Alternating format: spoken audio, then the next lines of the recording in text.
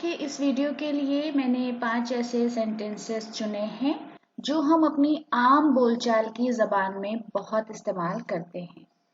तो आज हम ये समझेंगे कि अगर हमें यही सेंटेंसेस या इसी तरह की बातचीत इंग्लिश में करनी है तो उसके लिए क्या उसूल होगा, रूल क्या है और किस तरह से हम इस तरह के सेंटेंसेस को इंग्लिश में बोल सकते हैं। तो पहला जो जुमला मैंने लिया है वो है क्या करें ये एक मसला है। क्या करें ये एक समस्या है। कब जाएं ये तय नहीं है। कब प्रस्थान करें ये अनिश्चित है। कैसे अंग्रेजी बोलें ये मुश्किल नहीं है। मुश्किल की जगह हिंदी में कठिन आ गया है। कैसे अंग्रेजी बोलें ये कठिन नहीं है। कैसे उसे खुश करें ये एक मसला है। कैसे उसे खुश करें ये एक समस्या है। क्या ना करें ये अभी सोचा नहीं है। क्या नहीं करें ये अनिश्चित है, अनडिसाइडेड है।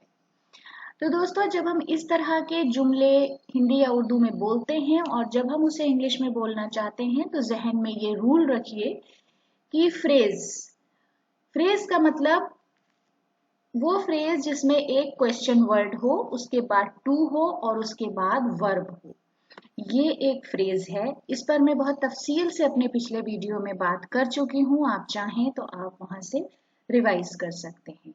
इस फ्रेज के बाद आपको उसमें ऐड करना है इज या वॉज, जो भी आप टेंस इस्तेमाल कर रहे हैं, और उसके बाद नाउन और एडजेक्टिव को ऐड करना है। तो हम पहला जुमला देख लेते हैं। क्या करें ये एक मसला या समस्या है। इंग्लिश में जब हम लिखेंगे या बोलेंगे तो मैंने बताया फ्रेज यानी क्वेश्चन वर्ड, फिर +2 प्लस वर्ब, उसके बाद इज और वॉज जो भी है, देन अ नाउन। तो यहाँ पर क्या है, what to do is a problem. क्या करें ये एक समस्या है। What to do is a problem.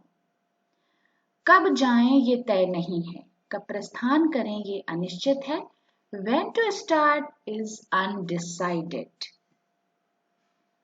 उसके बाद है कैसे अंग्रेजी बोलें ये मुश्किल नहीं है। How to speak English is not difficult।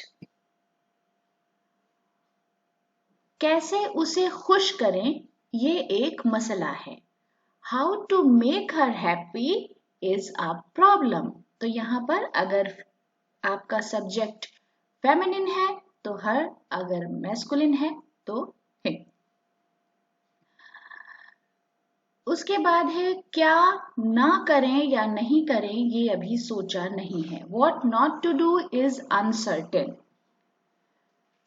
तो दोस्तों आज के वीडियो के लिए हमारी इतनी पेशकश थी। वीडियो आपको कैसा लगा, आपके कमेंट्स का हमें कमेंट्स बॉक्स में इंतजार रहेगा। वीडियो देखने के लिए बहुत बहुत शुक्रिया।